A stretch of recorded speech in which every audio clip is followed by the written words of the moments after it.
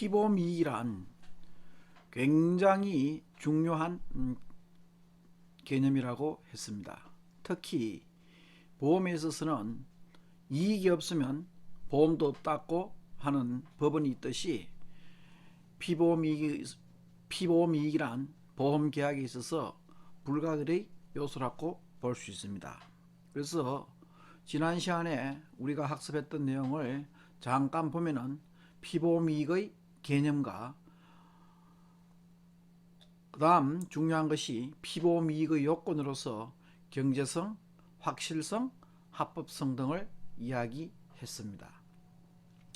이번 시간에는 지난 시간의 개념과 피보험이익의 요건에 이어서 피보험이익의 당사자에 대해서 학습하도록 하겠습니다. 해상보험에서 피보험이익을 가지는 주요한 당사자들은 보험 목적물의 소유자나 보험 목적물의 담보권자 등을 들 수가 있습니다. 이와 같은 보험 목적물의 소유자는 크게 선주와 화물의 소위 소유주인 하주로 구분을 할 수 있을 것입니다. 일반적으로 이 선주는 자기가 소유하고 있는 그 선박에 대해서 피보험이익을 가진다고 할 수 있을 것입니다. 즉 보험 목적물의 소유자는 그 소유이익의 주체자이고, 이때 소유이익이라는 것 자체가 우리는 피보험이익으로 이해해도 좋을 것입니다. 즉 소유이익이라는 것은 보험 목적물의 소유자가 가지는 이익을 말하며, 통상 소유자가 보험 목적물에 대하여 위험을 부담하거나 또는 이를 사용하거나 처분할 수 있는 소유권을 완전히 행사할 수 있어야 한다고 할 수 있습니다. 해상보험에서는 일반적으로 소유권이 유치권이나 저당권 등에 의하여 제한을 받더라도, 또 지금 현재는 소유권이 없지만 장래에 취득할 가능성이 있는 경우에도 소유이익이 존재하는 것으로 간주한다고 했습니다. 특히 지난 시간에 현재의 소유이익은 없더라도 장차 그와 같은 소유권을 가질 가능성이 높은 매수인이 부부할 수 있는 것은 바로 이런 데 기인한다고 했었습니다. 그리고 보험 목적물이 두 사람 이상에 의하여 공유되고 있어도 각자는 자기의 지분만큼에 대한 소유이익을 가질 수 있습니다. 그럼 먼저 보험 목적물의 소유자로서 이 선주가 자기가 선박을 소유함으로써 각각 가지게 되는 여러 가지 이익들을 살펴보게 되겠습니다. 먼저 선박에 대해서 살펴보겠습니다. 선주는 자신이 소유하고 있는 선박에 대해서 당연히 피보험이익을 가지게 되겠죠. 통상 해상보험에서 의미하는 선박은 사회통념상 선박이라고 인정되는 모든 선박을 말합니다. 따라서 영리를 목적으로 하는 항해에 사용되는 선박 이외의 특수한 목적을 지닌 선박도 해상보험의 대상이 될 수 있겠습니다. 그리고 선주가 선박에 대하여 가지는 피보험이익은 반드시 선체, 우리는 헐이라 해서 선박의 이 몸체라고 보면 되겠죠. 그 선체에만 국한되는 것은 아니고 선박의 자재나 혹은 선박의 항해에 필요한 각종 의장 용구, 그리고 그 항해에 필요한 선원의 용품과 식료품 등도 선박의 의미에 포함되기 때문에 선주는 여기에 대해서도 피보험이익을 가진다고 할 수 있습니다. 특수한 사업에 종사하는 선박의 경우에는 그 사업에 필요한 통상의 각종 의장을 포함하고 기선의 경우에는 기계나 기관, 연료 등도 선박의 범위에 포함시키고 있습니다. 다음으로 운임이 있습니다. 선주가 화물을 최종 목적항에 도착시켜서 인도해야 운임을 취득하는 운임 착지불 혹은 운임 후불인 경우에 있어서는 선주가 운임에 대해서 피보험이익을 가진다고 할 수 있습니다.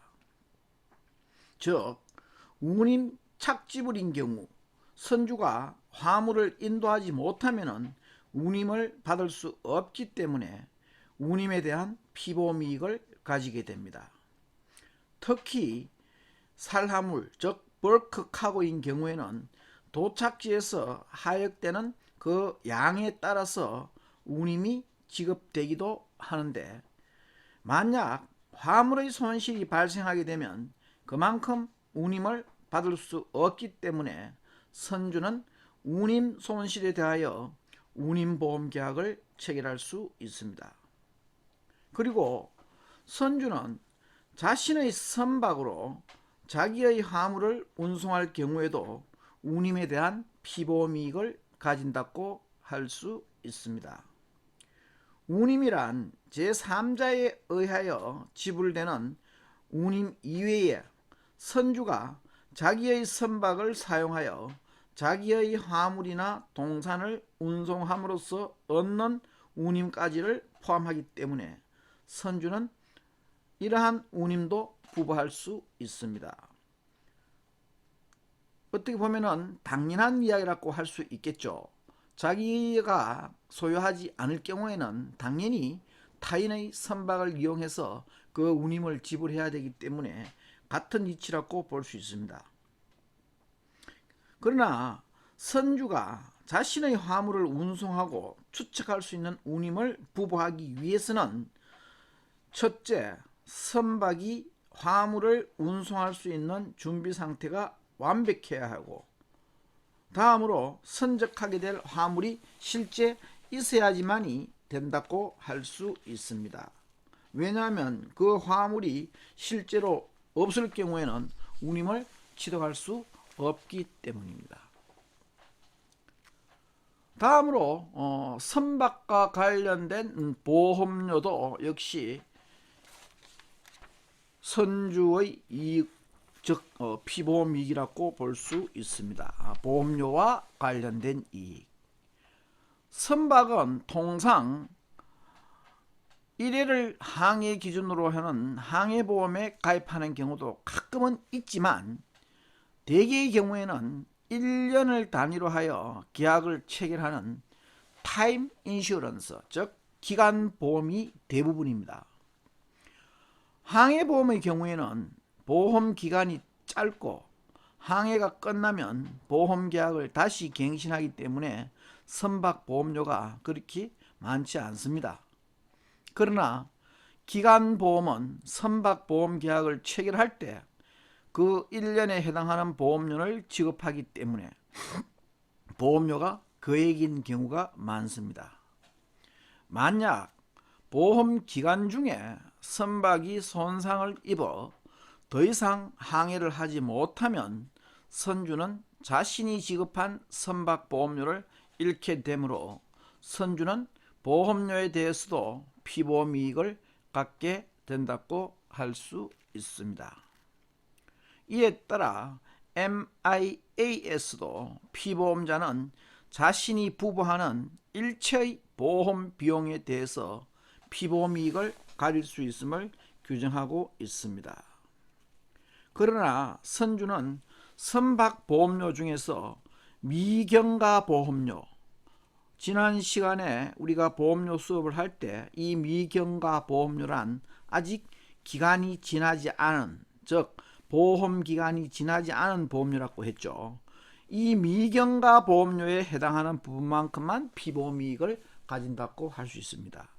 따라서 이미 지나간 소위 보험기간이 경과한 보험에 대해서는 피보험 이익이 없기 때문에 시간이 지나갈수록 선박보험료에 대한 피보험 이익은 점차 감소할 수밖에 없고, 이것을 우리는 보험료 감소 이익이라고 하고 있습니다.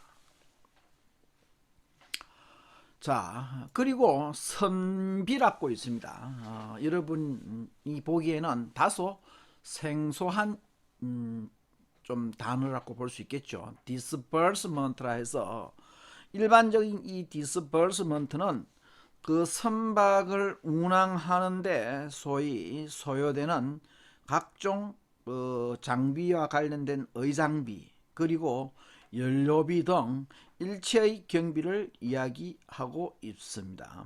그래서 이 선비의 경우에 있어서도 당연히 선비를 지출하고 운항을 했는데 중간에 사고가 발생했을 경우에는 그 지불한 선비만큼 회수하지 못할 가능성이 있기 때문에 당연히 여기에 대해서도 피보험 이익을 가진다고 할 수 있을 것입니다. 왜냐하면 선박의 운행 경비라는 것은 통상 항해 전이나 또는 도중에 지급되는 일이 많기 때문에 선박이 멸실되면, 즉 사고로 인하여 선박이 멸실되면 선주는 이미 지급한 선비까지 상실하게 됩니다. 따라서 선주는 선비에 대하여 피보험 이익을 가지고 선비보험에 가입할 수 있습니다. 그러나 실무적으로 봤을 때 이와 같은 선박의 운항 경비라는 것은 사전에 정확하게 산정하는 것은 상당히 어렵고, 또한 선주가 선박보험에 가입하고 선비보험에도 가입하게 되면 이중으로 보험계약을 체결하는 결과가 될 수 있습니다.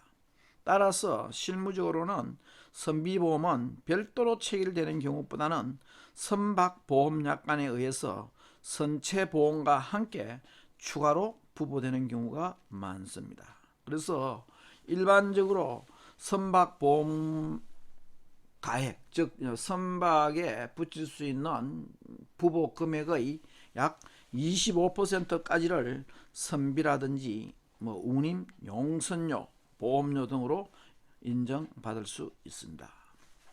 자, 이 사항이 목적물, 즉 보험 목적물의 소유자로서 선주의 피보험 이익과 관련된 것입니다.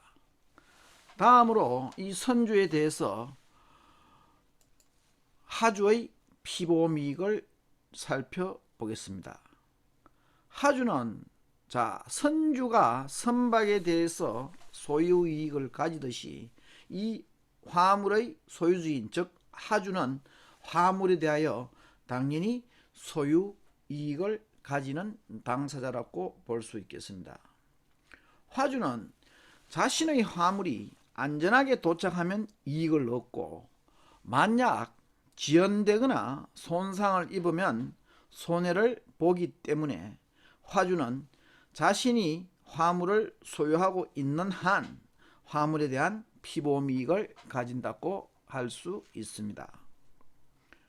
화주가 특정 화물에 대하여 소유권의 일부만 가지고 있어도 해당 비율만큼의 피보험 이익을 가지며, 화물이 간혹 은행에 저당 혹은 담보 잡혀 있다 하더라도 화주는 화물에 대한 소유 이익이 있기 때문에 피보험 이익을 누릴 수 있습니다. 화주는 화물을 소유함으로써 화물 적하보험료, 운임 희망이익, 또 소멸 가능이익과 불확정이익 또는 개반 비용 등의 적하이익을 가진다고 볼 수 있습니다. 이들 적하이익에 대해서 하나씩 살펴보면 다음과 같습니다. 먼저 화물의 순가액이 있습니다. 화주는 자신이 소유하고 있는 화물의 순가액만큼 피보험 이익을 가집니다. 이와 같은 화물의 순가액은 운임이나 기타 보험료 등이 포함되어 있지 않는 원가의 개념으로서 무역 거래 시에 있어서 당사자의 거래 금액, 즉 송장 가액이라고 할 수 있습니다. 자, 다음으로 적하 보험료를 들 수 있습니다. 화주가 자신의 화물에 대해서 적하 보험 계약을 체결하고 보험료를 지불한 경우에 그 보험료에 대해서 피보험 이익을 가지는 것은 아주 당연한 것입니다. 왜냐하면 운송 도중에 이와 같은 화물이 멸실되면 화주는 화물만 잃어버리는 것이 아니라 자기가 지급한 보험료까지 상실한 결과가 되기 때문에 보험료에 대해서도 피보험 이익을 가질 수 있습니다. 영국 해상보험법 즉 MIAS도 피보험자는 자신이 부과하는 일체의 보험 비용에 대해서 피보험 이익을 가질 수 있음을 규정하고 있습니다. 자, 다음으로 운임의 경우가 있는데 특히 운임을 미리 지불하는 소위 운임 선불인 경우에 있어서는 화주가 운임에 대하여 피보험 이익을 가진다고 할 수 있습니다. 앞서 살펴본 소유자의 경우 선박의 소유자인 선주의 경우에 있어서는 운임 착불 즉 후불에 대해서 이익을 가진다고 했었습니다. 자, 반면에 이 화주는 선불 운임에 대한 피보험 이익을 가진다고 할 수 있습니다. 해상 운송에서 소위 미리 지불된 이와 같은 운임은 화물이 목적지에 도착하는 것을 불문하고 반환되지 않는 것이 일반적 원칙입니다. 따라서 운임이 선불되었는데 화물의 전손이 발생하면 곧 운임을 상실한 결과이므로 화주는 자신이 선불한 운임에 대해서 피보험 이익을 가집니다. 이런 측면 때문에 대개 적하보험에 있어서는 이 운임에 대한 보험을 별도로 들기보다는 화물의 순가액과 운임과 또 보험료를 합한 금액에 대해서 부과하는 것이 일반적입니다. 자, 다음으로 중요한 희망이익이라고 있습니다. 영어로는 expected profit 혹은 anticipated profit이라 해가지고 그야말로 희망이익 또는 기대이익이라고 볼 수 있습니다. 이 희망이익이라는 것은 그 화물이 사고가 나지 않고 목적지에 무사히 도착할 경우에 이를 판매하여 얻을 수 있는 이익이라고 해서 그야말로 희망 혹은 기대이익이라고 할 수 있습니다. 희망이익이라는 것은 실제로 화물이 목적지에 도착한 후 판매되어야만 확정될 수 있는 이익이기 때문에 보험의 대상이 될 수 있느냐의 여부를 두고 논란이 많고 특히 희망이익에 대해서는 MIAS도 달리 규정한 바가 없습니다.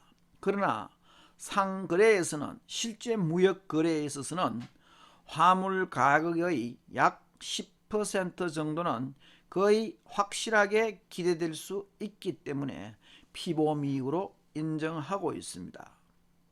실무에서는 화주가 자신의 화물에 대해서 적하보험 계약을 체결할 때 화물의 순가액과 보험료 그리고 운임 및 희망이익 등을 별도로 부과하지 않고 이 모두를 보험가액에 포함시켜서 부과한다고 보면 됩니다.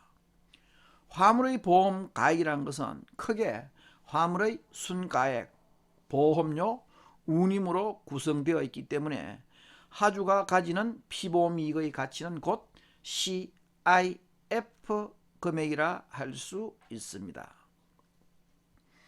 자, CIF에 대해서 지금 4학년은 모르는 경우가 없겠죠. 그래서 소위 이야기하는 그 원가와 보험료와 운임을 합한 그 거래 금액을 우리가 CIF 금액이라고 할 수 있는데 이 CIF 금액의 10%를 희망이익으로 인정하여서 통상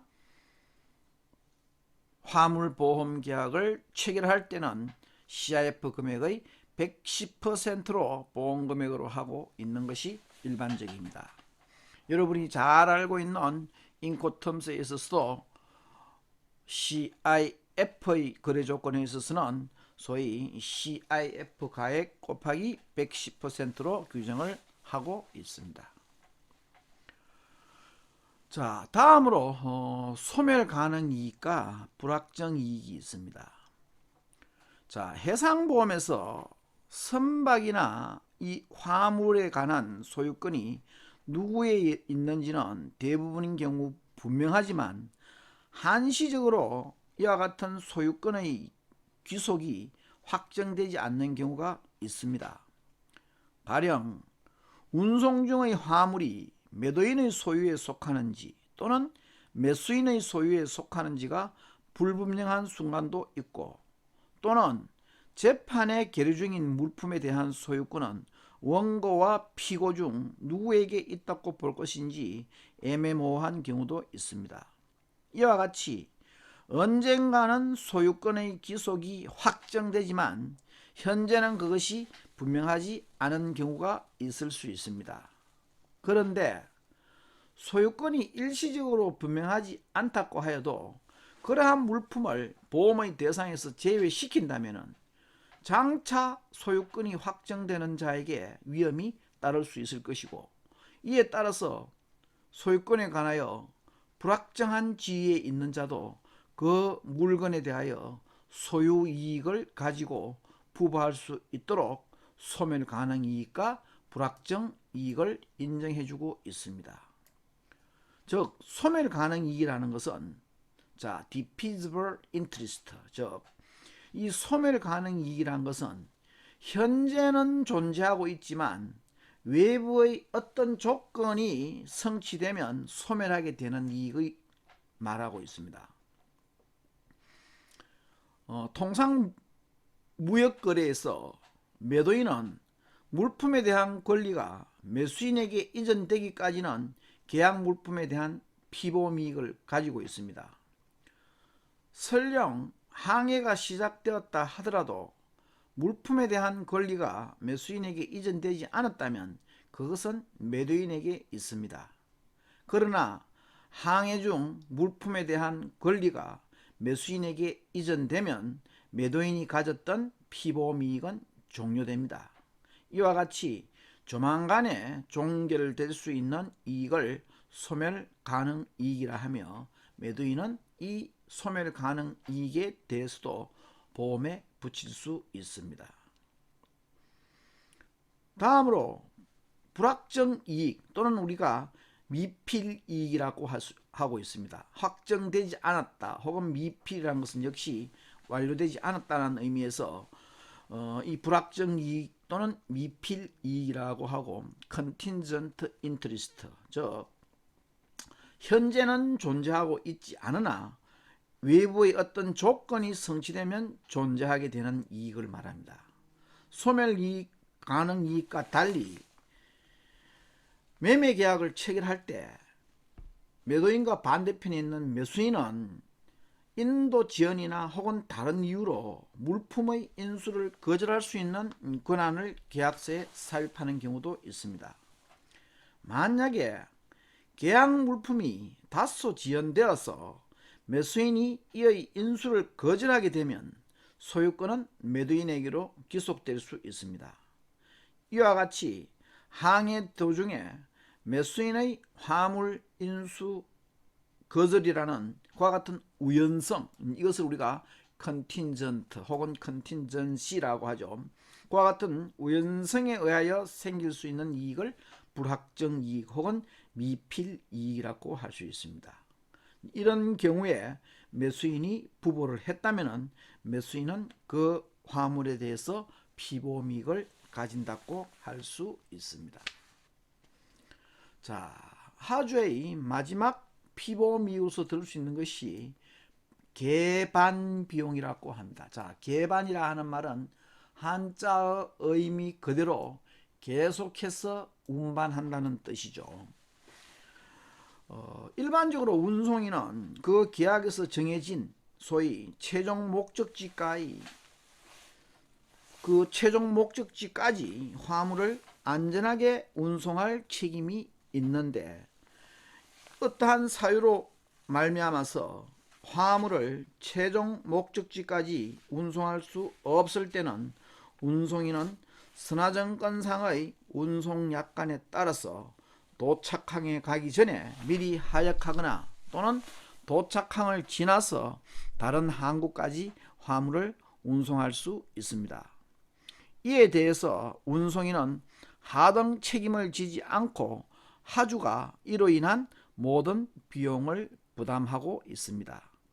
좀 이상할 수는 있겠지만 일반적으로 운송약관상에 그러한 조항이 삽입되어 있고, 과거로부터 운송인 중심의 약관이 형성되어 왔기 때문에 운송인은 자기의 어떤 특별한 과실이 아닌 한 거기에 대해서 책임을 지지 않는 것이 일반적이라고 할 수 있습니다.